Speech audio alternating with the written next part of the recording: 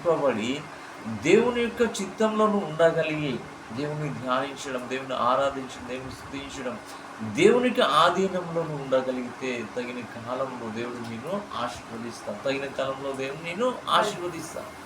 అబ్రహామును దేవుడు నమ్ముకున్న తర్వాత 25 సంవత్సరాల వరకు దేవునిలోనే ఉండగలిగాం.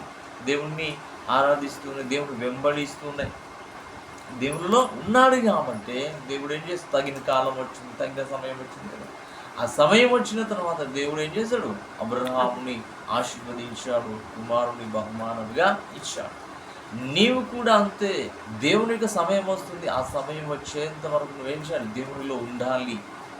దేవుడు నన్ను ఆశీర్వదించట్లేదు కదా, దేవుడు నాకు బహుమానం ఇవ్వట్లేదు కదా, దేవుడు నాకు దుఃఖాన్ని తొలగించట్లేదు, కానీ నువ్వు అలానే ఉంటే అలా దేవుడిలో నువ్వు తొలగిపోతే కదండి, దేవుని యుద్ధ నీకు మెప్పు ఉండదు, దేవునికి ఆశీర్వాదం ఉండదు. దేవుని నుండి తొలగిపోయి పాపుల మార్గంలో వెళ్ళే అవకాశం.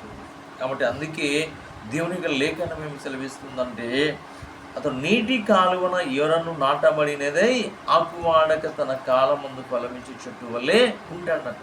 ఎవరు ఎలా ఉంటారు, దేవుని యొక్క ధర్మశాస్త్రాన్ని ధ్యానించేవాడు. దేవుని యొక్క ధర్మశాస్త్రాన్ని ధ్యానించేవాడు, దివారాత్రం దేవుని యొక్క ధర్మశాస్త్రాన్ని ధ్యానించేవాడు నీటి కాలువను ఎవరు ఉన్నటువంటి ఒక మొక్కతోను దేవుడు పోల్చుతున్నాడు. అప్పుడు ఏమవుతుందంటే ఆ మొక్క వాడిపోవడానికి అవకాశం ఉండదు, తగిన కాలం వస్తుంది, ఫలిస్తుంది. ఏ కాలంలో ఆ మొక్క ఫలిస్తుందో ఆ కాలంలో ఫలాన్ని ఇవ్వగలరు, తగిన కాలంలో ఫలిస్తుంది. మనము కూడా అంతే. దేవుని ఆధీనంలో ఉంటే, దేవుని ఆత్మతో నింపబడి ఉంటే దేవుడు ఏం చేస్తాడంటే మనల్ని ఆ కాలము రాగానే, ఆ సమయము రాగానే దేవుడు ఏం చేస్తాడు, మనల్ని హెచ్చిస్తాడు, బలపరుస్తాడు, ఆశీర్వదిస్తాడు. కాబట్టి ఆ సమయం వరకు మనం ఏం చేయాలి, వేచి చూడాలి దేవుని సమయం వరకు. అందుకే దేవుని యొక్క ధర్మశాస్త్రాన్ని ధ్యానించడం ఏం చేయాలి, నేర్చుకోమా.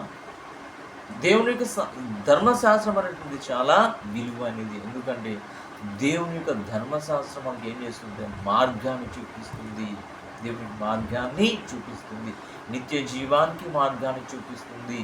అగ్నిగుండంలో నుండి మనల్ని బయటపడవేసే విధంగా, అగ్నిగుండంలోకి వెళ్ళకుండా నీకు ఒక మార్గం చూపిస్తుంది. దేవుని రాజ్యంలో ప్రవేశించడానికి అవకాశం ఉంటుంది. కాబట్టి దేవుని యొక్క ధర్మశాస్త్రాన్ని ధ్యానించాలి. ఏ సమయంలోనైనా సరే దేవుని ధర్మశాస్త్రాన్ని ధ్యానించగలిగితే దేవుడు అద్భుతకరంగా ఏం చేస్తాడు, నిన్ను ఆశీర్వదిస్తాడు, బలపరుస్తాడు. నీ చుట్టూ దేవుని కాపుదల ఉంటుంది.